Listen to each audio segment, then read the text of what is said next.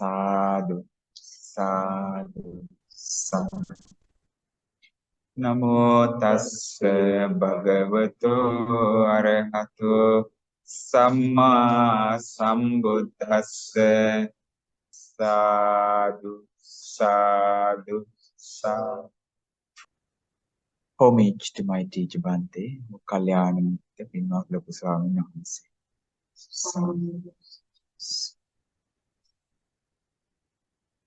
In our lives, whenever we have something that really troubles us, maybe that we are not doing good or something, we need Dhamma all the time. If we need the peace and happiness and some comfort, we should go to the Dhamma. So if I share a story, maybe you might understand. You know, the richest person in India when the Buddha was living was Anathapindika. Anathapindika the merchant.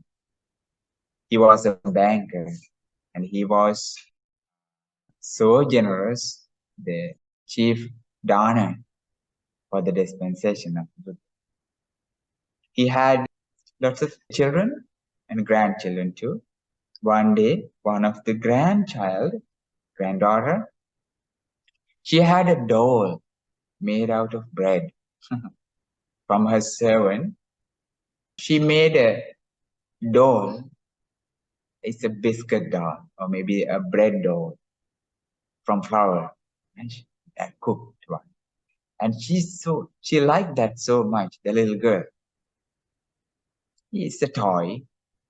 And one day accidentally, she broke it, falling down on the ground. That was broken, the bread doll. She didn't stop crying. She was keeping crying, that little girl. So the Buddha visited the palace of Anathapindika. And that servant brought that little girl to Anathapindika when that Anathapindika was sitting in the front of the Buddha. And she was weeping. She didn't stop crying. And then the Buddha asked why. And then Anathapindika said to the Buddha, "O Bhante, she had a doll, and that doll was dead." That's why she doesn't stop crying. So Anathapindika said, we should do something. We should do something for this little girl, for my grandchild. Who is the grandchild? The bread doll. She was telling that this is my daughter, the little girl. My daughter was dead.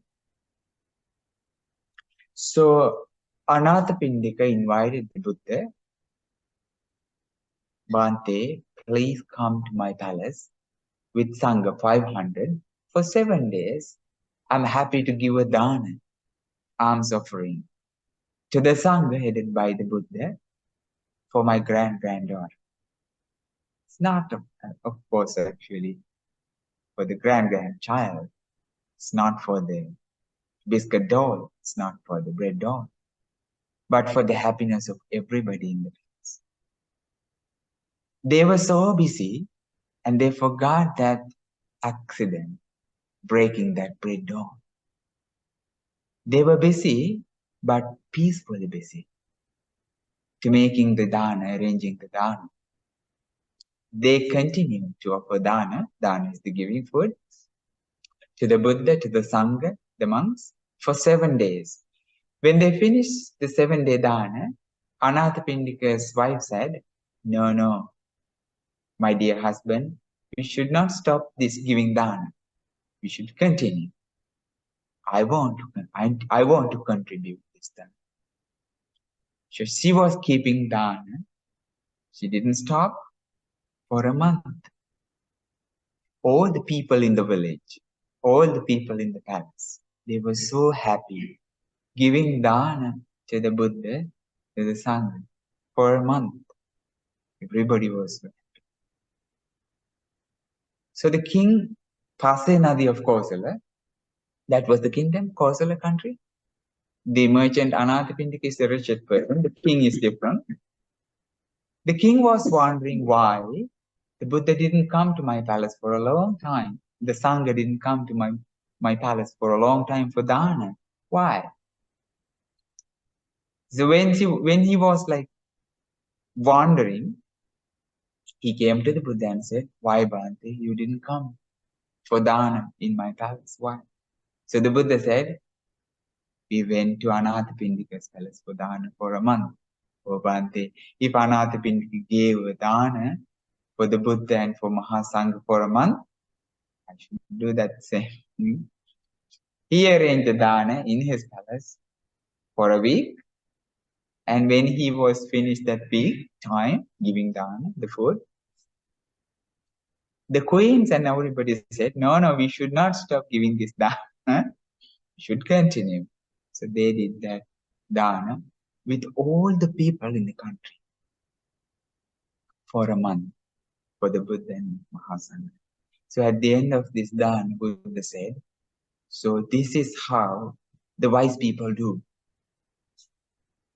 When they have any kind of issues in their life, they should do something good if they need happiness. When they make merit, that merit will help for them for a long time, for their happiness, benefit, and comfort. So see, that was a simple thing, right? A simple thing, very simple thing. A bread doll that was broken. She didn't stop crying. But for the consolation of this little girl, wise Anath will arrange a dana, giving dana. But because of that wholesome thought from this noble person, everybody became comfortable. Everybody became happy. So whenever we have, what's the moral actually from this story that you can learn? Anything? What is it? Huh? When we have suffering, We should always give and give dana. Yes, that's a good idea. It's a good idea. Whenever we have suffering, we should give dana. We should give donation. Yeah, that makes you happy. That makes you happy hereafter with the marriage. That's of course, yes. We should do something good. We should always go to something good that can make us happy with the merit. We should make merit because the merit is the secret of happiness. Right? Sometimes when you have maybe a kind of issue, maybe sometimes when you get anxious, when you get depressed, or maybe stressful, we go to a movie theater, or maybe we go somewhere to enjoy this life. That's not bad. It's not really bad. But that doesn't give us the permanent solution for our suffering. It is temporary. Just we can enjoy this life, but there is something behind this happiness. This temporary pleasure has something behind that gives us, again, some kind of sorrow, lamentation, and suffering again. So you might understand from the discourse I share with you today, why I do this. This Dhamma, from the Samyutta Nikaya, Connected Discourses, this book was translated by Venerable Bhikkhu Bodhi from the original Pali canon. The discourse I share with you today is from the Salayatana Samyutta. Salayatana Samyutta means the connected discourses on the sense faculties, 6 sense faculties. And there are so many sections in this book. This comes actually from Vedana Samyutta. Vedana is the feelings. Feelings. Vedana is the feelings. This discourse is all about the feelings. You can apply this Dharma to your day-to-day life and get some kind of peace. The name of this discourse is Gelañña Sutta. Gelañña is the Sikh word. On one occasion, the Blessed One is the Buddha, was living at Vesali. Vesali is the city. It's a beautiful city, very large. In the great wood, in the hall with the peaked roof. Then in the evening, the Blessed One emerged from seclusion and went to the sick ward. So that was the monastery. The Buddha is visiting the people, sick people, maybe the monks, where he sat down in the appointed seat and addressed the bhikkhus. Bhikkhus are the monks. He went to the monks and he said this: Bhikkhus, monks, a bhikkhu should await his time mindful and clear comprehend. You should always live with your mindfulness and clear comprehension. This is our instruction to you, Buddha said. Even to the sick people, the Buddha said the same thing. Be mindful, be a clear comprehending. This is our instruction to you, the Buddha said. And how bhikkhus, again bhikkhu is a monk, okay? How bhikkhus is a bhikkhu mindful? Here, bhikkhus, a bhikkhu dwells contemplating the body in body, ardent, clear comprehending, mindful, having put away covetousness and displeasure in regard to the world. You clearly understand how the body is. This is called in Pali, kayanupassana. Everything related to the body. Maybe the postures, maybe whatever, right? Maybe the sense faculties, maybe how you contact with the outside world. You are aware about your body, the contact of this body, okay? Maybe the postures, whatever. You are aware. This is the focus. Having put away covetousness and displeasure to the world, which is like you are not attached to the body, but be mindful. Awareness. You have your clear awareness about your body, but not attached to this. This is the main point actually about this Dhamma. Not attached. You're aware that you do not allow your mind to arise desire or covetousness or maybe anger or aversion. This is number one. Number two, he dwells contemplating feelings in feelings. Feelings. You're aware about the feelings too. What kind of feelings? Maybe happy feelings. Maybe painful feelings. Maybe neutral feelings. You're really aware about the feelings. Maybe physical feeling, maybe mental, whatever. You're aware about the feelings. And again, clear comprehending, mindful, having put away covetousness and displeasure in regard to the world. You are not attached to the feelings.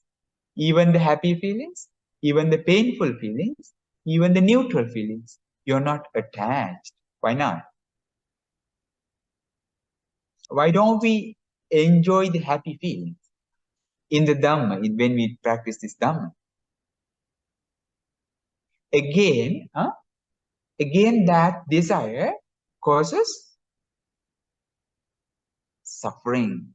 The Buddha said that the reason for the suffering is desire. Desire causes suffering. That's the main key of this Dhamma. That's how the Buddha started his preaching, the Dhammacakkappavattana Sutta, Four Noble Truths. When he was explaining the Noble Truths, he said, what is the origin of suffering? The desire is the origin of suffering, Buddha said. So when the noble person, maybe the mindful person, practices this Dhamma, he is aware not to get attached to the feelings, not to get attached to the body, to the feelings. Number three, mind in mind. He is so aware about the mind, how this mind works. Maybe sometimes the mind is happy. Sometimes mind is not happy. Sometimes the mind has lust. Sometimes anger. Sometimes the mind is peaceful. Sometimes so jealous. Sometimes it's happy. Sometimes distressed, anxious, fearful. Right? We have lots of issues, not issues actually, lots of, how do you say, ups and downs in the mind. He's aware about this. When he has maybe some kind of a happy feeling in the mind, he's not attached to that too. When he has some unhappy things in the mind, he's not distressed too with that. He's balanced. He has that balanced understanding. This is like we need some kind of wisdom to practice, right? Generally speaking, in the normal world, when we have something really like, that we really like, we are so happy and we are attached to that. This is not the Dhamma practice. This is some kind of enjoyment we do. But that's not the real peace that we can have. This is not the mindfulness that we can practice. Mindfulness is different. Okay? In this way, maybe the Buddha doesn't say that you should not enjoy things. It's not. We should be mindful. The mindfulness is the key.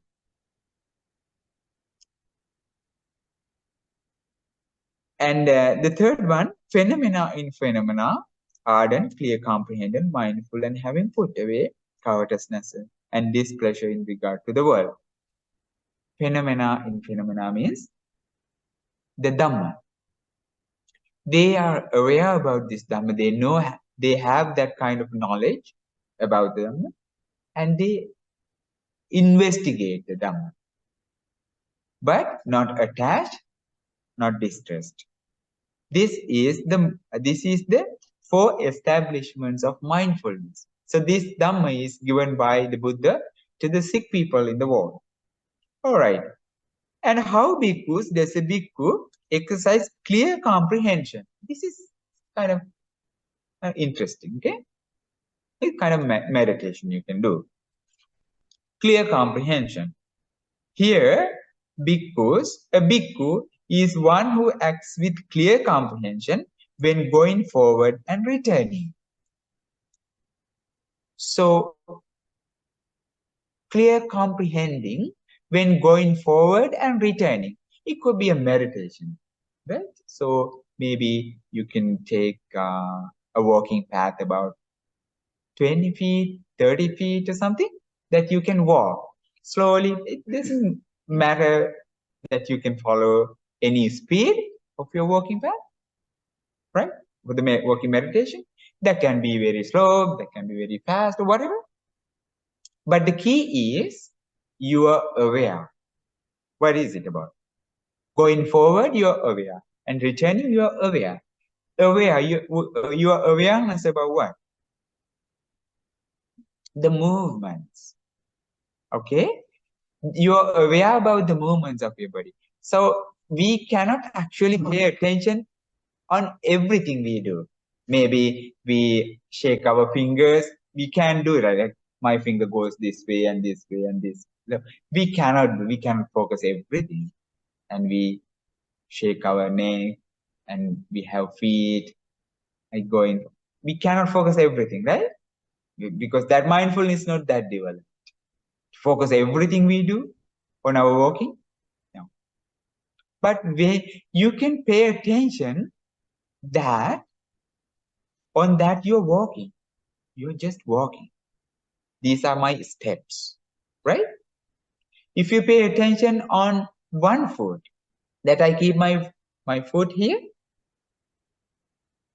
and then I raise my foot and I keep it there.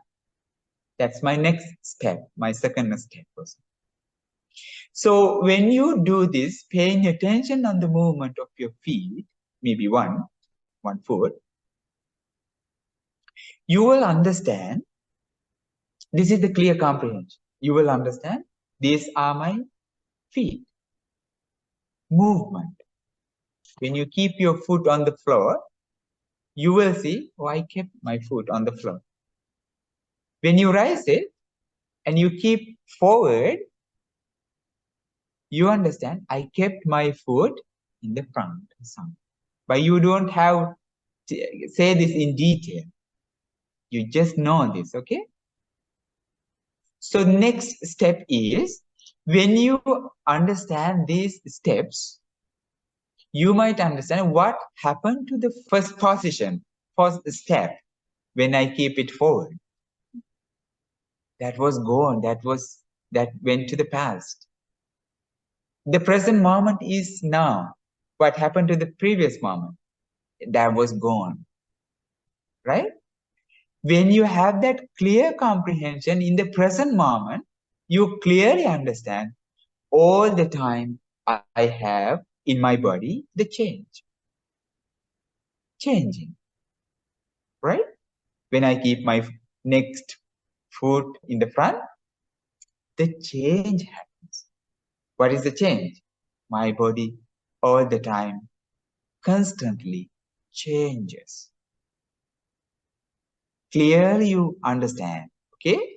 And then this is called in Pali anicca, or in English you say impermanence. Subject to impermanence. The steps, the postures, and everything I do is subject to impermanence. Everything. Impermanence. This is the key. When you understand that key, impermanence, what is it all about? When we explain this Dhamma on the 5 aggregates of clinging, Rupa, Vedana, Sanya, Sankara, Vijnana in English, Rupa is the body, physical body. Vedana is the feeling. And Sanya is the perception. Sankara is the mental formations. And Vijnana is the consciousness. These are the 5 aggregates of clinging. When you practice this meditation, walking, okay? Walking meditation, this is all about your Rupa. What is Rupa? Your physical form. Yeah.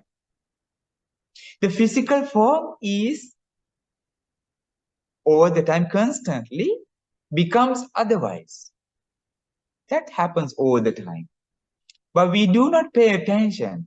We have these movements. See, you're sitting now, but you're not like frozen. Huh? You change. But what happens to the first movement? That becomes otherwise when you look around, when you do something more. When you pay attention, oh, that was the key, impermanence. Then what is the present moment? Present moment is right now, right here and now. That the previous one was gone. Now I am in a different situation. The future will be something very different, right? We don't focus on that too. Did you get that? So in the walking meditation, you pay attention on this, the movement of your feet, and you understand the key, impermanence, or my steps, my keeping steps. They become otherwise. This is what you want to focus on. Everybody, when you focus on this meditation, you are in the clear comprehension. You are so aware about your body. This is called the Kayanupassana. This one meditation, okay? And the most important thing that you can get is what? When you are in the present moment, you are not in the past, you are not in the future. You are in the present moment with mindfulness. What is mindfulness? You're not worried, you're not stressed out, you're not fearful. You have that clear comprehension in your mind. Does that make sense? It's not the happiness, it's not the sorrow, it's not lamentation, it's not cry, it's not weeping or whatever. It is all about mindfulness. Why do I say this? From Dhamma. Our mind can work with one thing at a time. One thing at a time. One thing at a moment. Why? The mind works with one thing all the time. We think that we have thousands of things, millions of things in this mind working. No. We have only one thing at a time. What is it all about? We call it the phassa, or in English, contact. This is all about the contact. Mind works with one thing at a time. How? We need that mind, we need that thought, and we need the consciousness meeting together. We call it the contact or the phassa, sparsha.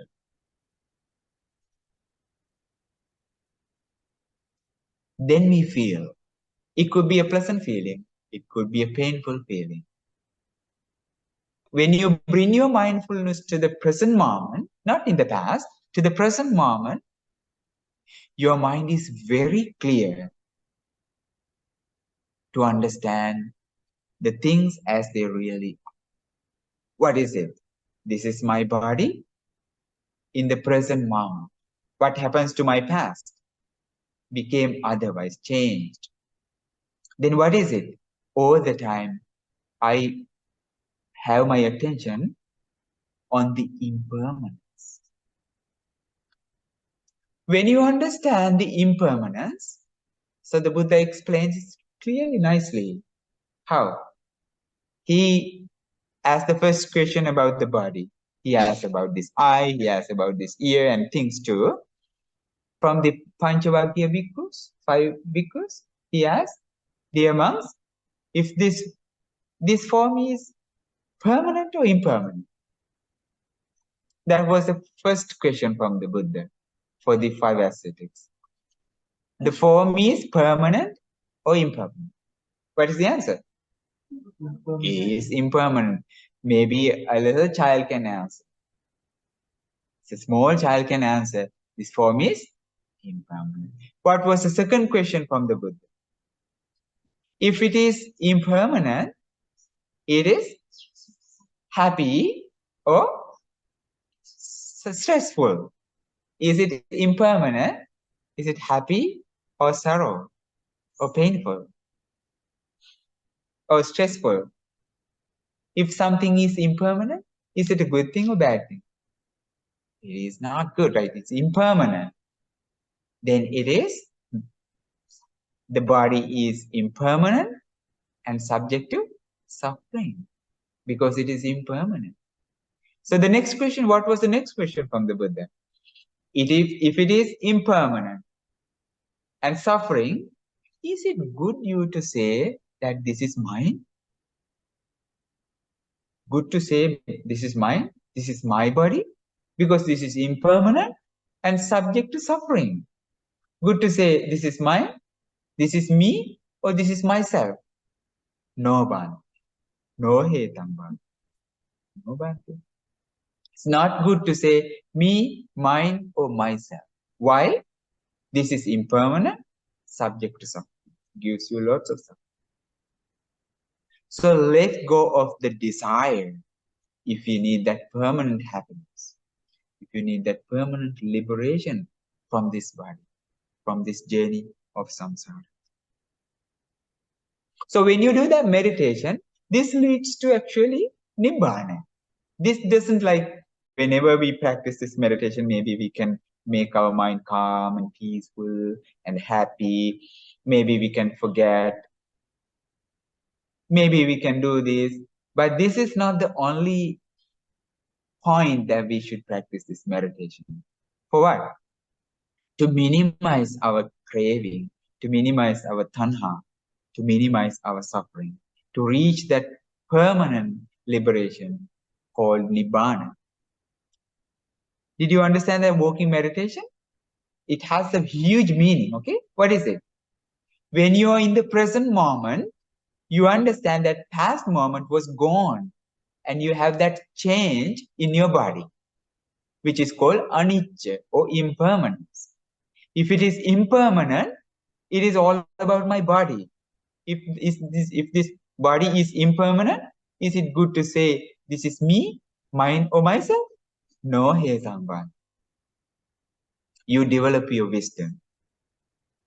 This is not an easy meditation though, but this is the only path for the impermanent peace. Only path. because this gives you so much wisdom to understand as the things really are. The next, when looking ahead and looking aside. What was the first one? Walking forward and returning. Number two, looking ahead and looking aside. Even the movement. Maybe when you look around, maybe this way, you might see something, right? And when you look forward, you will see something very different. When you look this way, you will see something very different. What is happening here? When I look at you and you and you, I see different kinds of things. What is happening here? Contact. I have my contact with you, like with my eyes. I need my eye. I need my consciousness. I need this rupa, the form. When I change my vision. Right? What happened when I look at you? What happened to this contact? That was in the past, gone, impermanent. Everything we see is subject to impermanence. All the time, we have a very quick, very fast process in our eye that we make contact. When we see something, maybe I create desire for that, and that desire causes suffering. But what is it all about? Subject to impermanence. Gives us so much of suffering. But when we are aware about whatever we see, we do not create desire or attachment to that. Just we are aware about what? Just we are seeing. I'm seeing. I'm seeing. I'm aware. All the time. This eye works so fast. As well, this ear works so fast. As this nose, this tongue, this body, this mind. These are the 6 faculties. These faculties are work so fast. Getting contact with the consciousness. One at a time. But we see whole thing is happening together. We enjoy it. For example, like you're watching television, maybe the song, you're watching a song on the television, okay? I don't know this example might work or not, but you're having some sweet ice cream while eating. You are sitting on a very comfortable cushion or maybe a seat or something. You have good AC. So what is it all about? Your eye is working, your ear is working to listen to the song, or maybe you have some fresh air, maybe some air freshener or something in the room. Your nose is working too, and then the ice cream is working on your tongue, and then the cool air, or maybe the cushion is like you're comfortable. What is going on here? Pardon? Pardon? Attachments. Oh yeah, of course. We think that everything is happening together. I'm enjoying the song. I'm enjoying the pictures on the television. I have good smell. I have that taste from the ice cream. I'm comfortable on my cushion. But what is going on? Our consciousness works only one time at a moment. It works in the eye. When the consciousness arises in the eye, contact happens. And then the ear, and then the nose, one at a time. But we feel that everything is like, I'm enjoying, oh, this is amazing. No, you will enjoy the pictures one time. You will enjoy the music another time. You will enjoy the smell. You will enjoy the ice cream, the feeling, the comfort of the cushion. That's why the Buddha said this consciousness is just a magic. It's like a magician, gives you so much.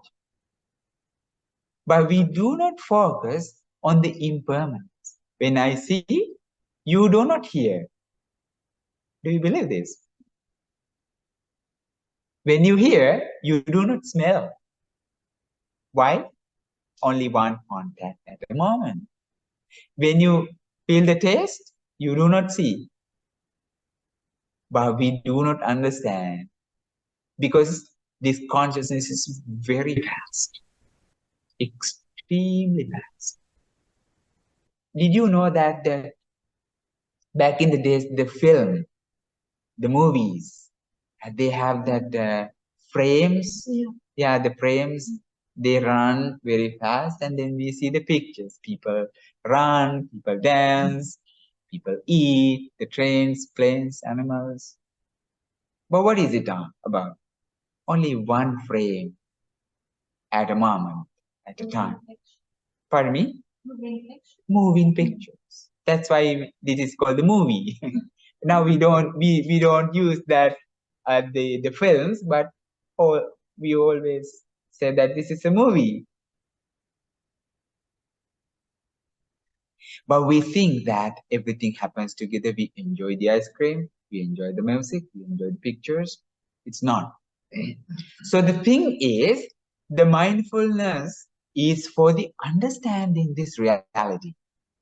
So you understand that everything I enjoy is subject to change. This is the mindfulness, okay? That's why he explained here. Looking ahead and looking aside. He knows I'm just looking. And this is, so when I see this, and I see there, what happens to this scene? It was gone, it was in the past now. When I see this, and I look there, what happens to this scene? All the time, we see this impermanence with the eye. Mindfulness gives you to understand this impermanence, not to be attached. The two things. Because you see everything with your eye subject to impermanence. If it is impermanent, it gives you suffering. It is not good to say this is me, this is not, this is mine, this is myself. Does that make sense? All right. Any questions? When drawing in and extending the limbs, it's all about the movement of your bodies again. What happens to the posture, maybe the gestures or whatever, becoming otherwise. When wearing his robes and carrying his outer robe and the arms ball. When eating, drinking, chewing his food and tasting, every moment he has that clear comprehension. I am eating, I'm chewing, I'm drinking. But the key is, he is aware not to attach or not to be stressful about anything he feels. The next one is defecating and urinating as well. Even in that moment. The most important thing here is he protects his mind from evil things, from negative things, right? Maybe, for example, not to get angry, not to get maybe distressful or something, because this is something happening here in my body, okay? When walking, standing, sitting, falling asleep, waking up, speaking, keeping silent. When you are keeping silent, that you know that I am keeping silent. Awareness in the present moment. The awareness is all about the present moment. Awareness is all about the present moment, not about the past. We can bring our awareness to the past. What do you say? Because you are aware about the right now, the here and now. Huh? What about all the happiness from the past or the memories? It's not about the past. It's like you're experiencing right now. The thought, the consciousness, your mind works now.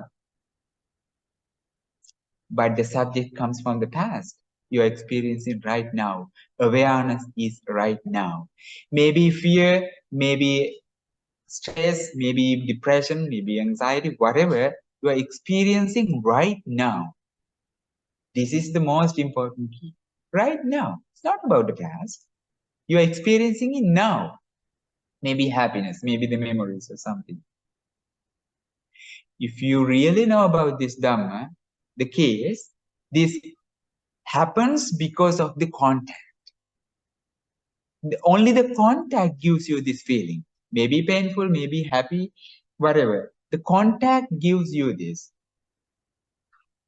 If you can change this contact, that fear will be gone.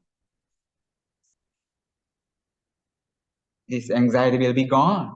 The depression will be gone. Because this comes from the contact. What contact? The mind, the consciousness, and then the object, the thought. If you can change this contact, you're happy, like you're aware in the present moment. To change this contact, we need something different. We need something different. Then the first contact will be gone. It's in the past. It changes. It's because the contact is impermanent. All the time. It is impermanent. And that contact happens in the present moment, and that will go away actually, and when the next comes. The contact. It gives you the feeling, maybe good, maybe bad, whatever. We need something good to be contacted. For example, metta, loving kindness. So when you have loving kindness to the person who gives you triggers, what do you have in your mind? You have the loving thought, you have your consciousness, and you have your mind. And then the peaceful feeling arises in your mind. That contact is different. When you have anger towards that man, you have that anger as the thought, you have your mind, you have your consciousness.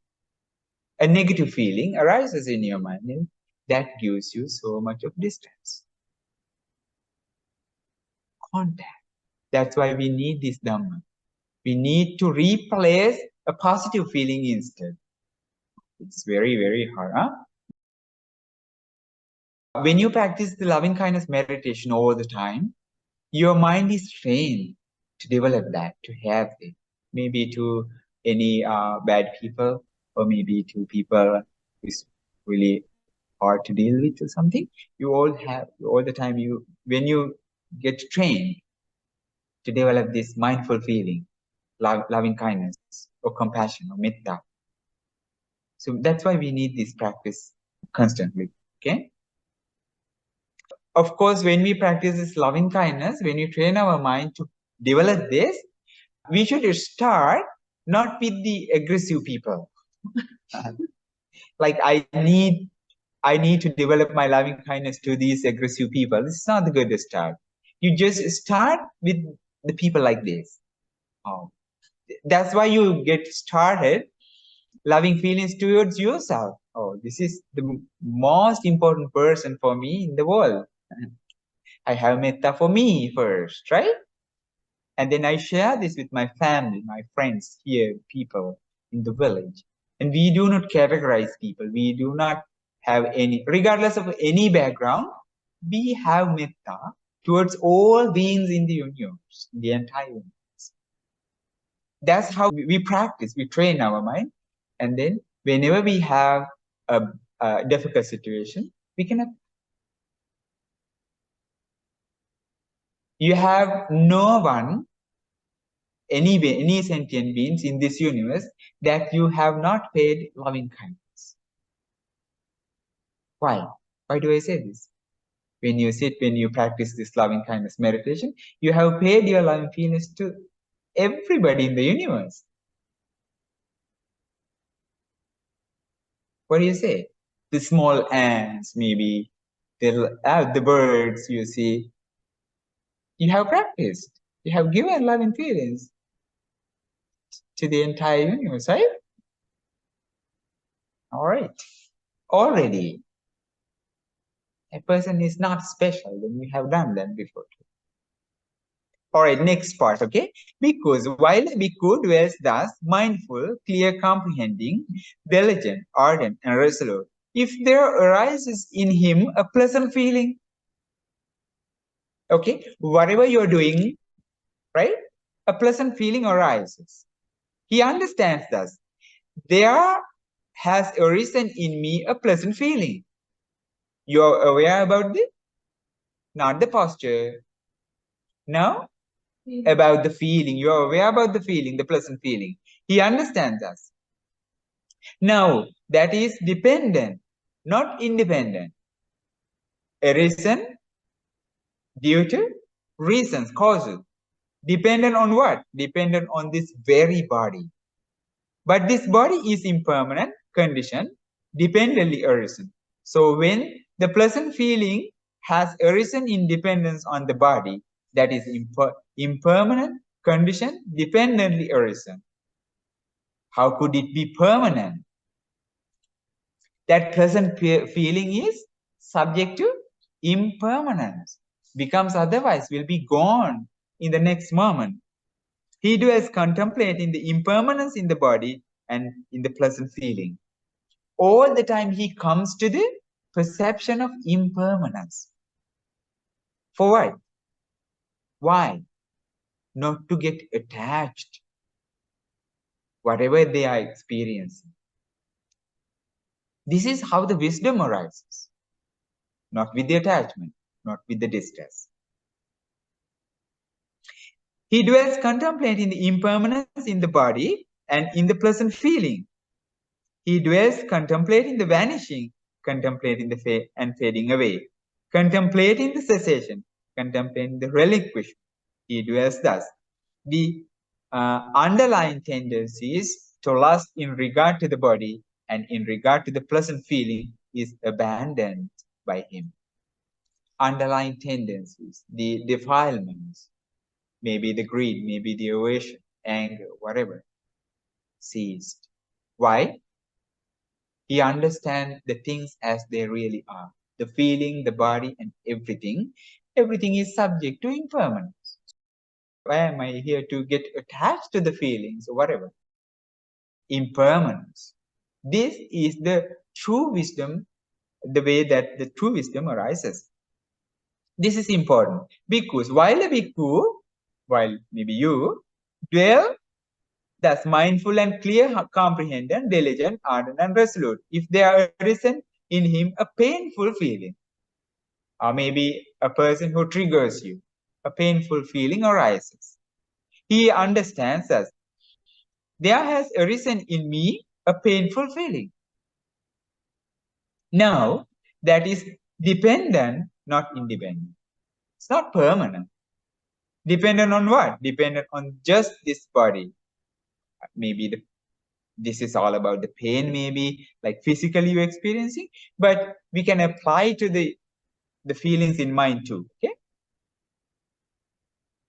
But this body is impermanent, conditioned, dependently arisen.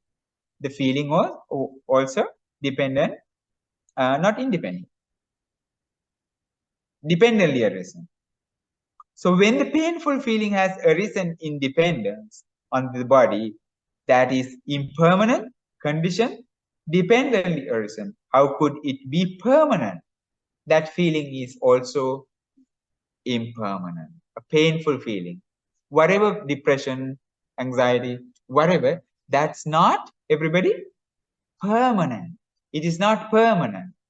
It is temporary. That becomes otherwise. In the next moment, this bad feeling we are experiencing due to contact. When the contact differs, that will be gone and different feeling will arise in the mind. When the noble person who knows Dhamma understands this scenario and he applies Dhamma to be contacted with the pleasant feeling, with the positive fear, like maybe like metta, loving kindness, so maybe understanding, maybe compassion, maybe clear understanding as it really is, that is gone. Because this mind is not permanent. The feeling is not permanent. We think that, oh, I have this suffering for a long period of time. This is not gone or something. It's wrong.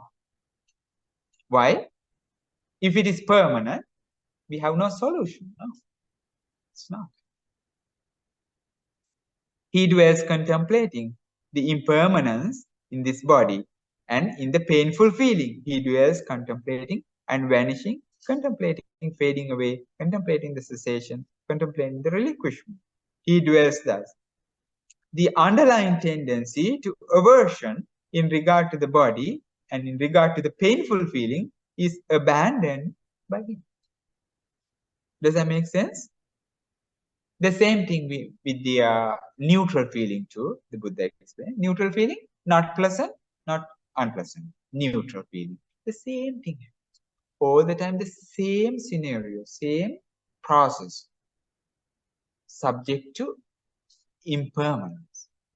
If it is impermanent, it's not good to say this is me, mine, or myself. That's gone. Just the beautiful way of letting go. You're not attached, then the wisdom arises. And you're peaceful. You're peaceful all the time, not panicked. What do you say? The last part. If he feels a pleasant feeling, he understands it is impermanent. Pleasant feeling is also impermanent. If he understands. If it is not whole to, he understands it is not delighted. If he feels a painful feeling, he understands, he or she, right? Why the Buddha says he all the time? Talking to the monks, because the monks were the closest people to the Buddha. And then next, the bhikkhunis, the female monks. Huh?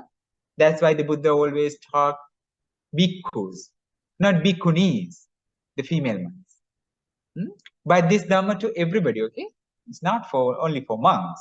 It's not for male people, right? You don't have to worry about that. Buddha is the most compassionate being, huh? For everybody. Not for Buddhists, not for non-Buddhists. He doesn't categorize the people like that. No, never. Buddha was the teacher for humans and devas, for both. Devas are the heavenly beings, huh? Humans may be male, may be female, whatever. But don't worry about this word he. So he understands, if he feels a painful feeling, he understands it is impermanent. Painful feeling is impermanent as well. He understands it is not whole to. He understands it is not delighted in. If he feels neither painful or no pleasant feeling, he understands it is impermanent. He understands it is not whole to. He understands it is not delighted in. If he feels a pleasant feeling, he feels it detached. If he feels a painful feeling, he feels it detached. If he feels neither painful nor pleasant feeling, he feels it detached. Beautiful, huh? Not attachments. Gives you so much of peace from the detachment. It is not like you're living in seclusion, detached from the world. It is not. It is not. It is not peaceful, okay? You're away from people, you hate people. No, it is not. The peace. So with the meditation you experience this, huh? You're detached from the body, from the world, and you're aware with your mindfulness and peace. Huh? You're attached to the wisdom. You're attached to the Dhamma. But you let go of that Dhamma too when you reach the far shore. Until then, you need this Dhamma. It is like the raft. It is like the tool you use to cross over the flood, the river, maybe the ocean. Buddha said, the Dhamma is like the raft. You are on the raft. You use this Dhamma, and with your effort, you paddle that to go to the next far shore. What is the next far shore? The Nibbana. When you reach that far shore, the Nibbana, you don't have to take the raft on your shoulder on your journey. Why not? You already crossed. You have done. You have completed. You keep the raft on the shore and you go. Then at the moment, you can let go of that raft. What is the raft? Until then, you should be very detached to this raft. You don't have to let go of the Dhamma right now, okay? You need this. But this is the last letting go. The last. At last, you let that go to them. It is not that you hate or you forget or everything. No. You don't need to complete anything. You don't have to do anything more for the permanent happiness. Until then, you should love this. You should protect this. You should be very attached to the Dhamma because this is your raft that saves you, that gives you so much protection. The last part actually is for the person who achieves the Nibbana. I will read this. Don't worry if you don't understand, okay? When he feels a feeling terminating with the body, he understands, I feel a feeling terminating with the body. When he feels feeling terminating with life, he understands, I feel a feeling terminating with life. He understands. With the breakup of this body, following the exhaustion of life, all that is felt, not being delighted in, will become cool right here. This is about the death. With the death, the pain will be gone. This is not for us, okay?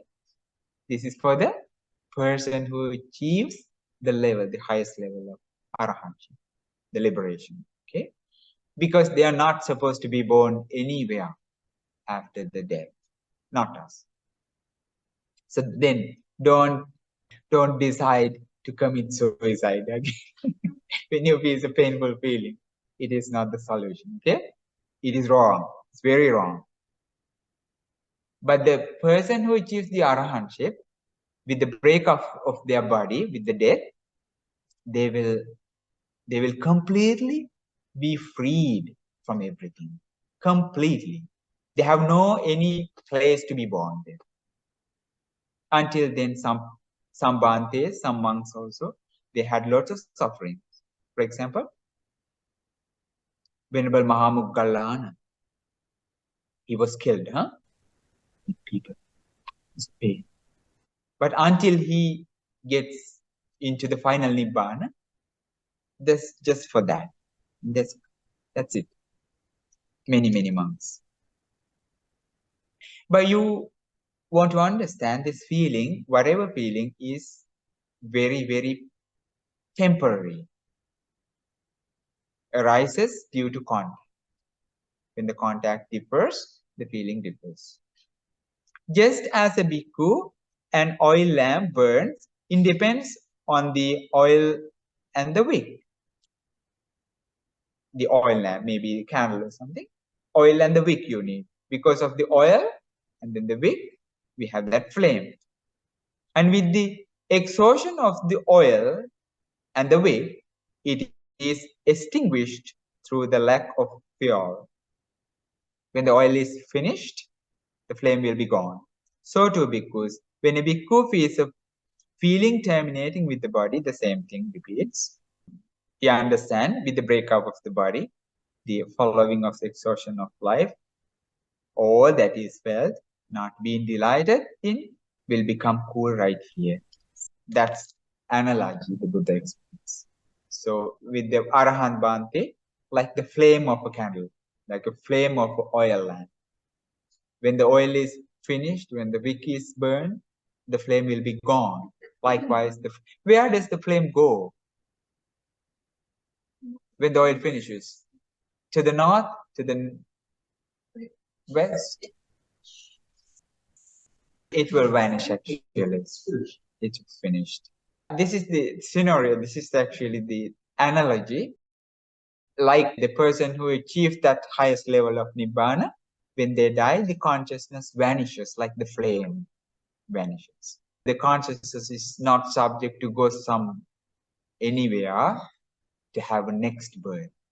Maybe in the human world, maybe in the heavenly world, maybe in a Brahma world, maybe in hell, nowhere. Right? Because the journey is done. finished. Until then, we have the consciousness like the seed, right? Like the seed planting.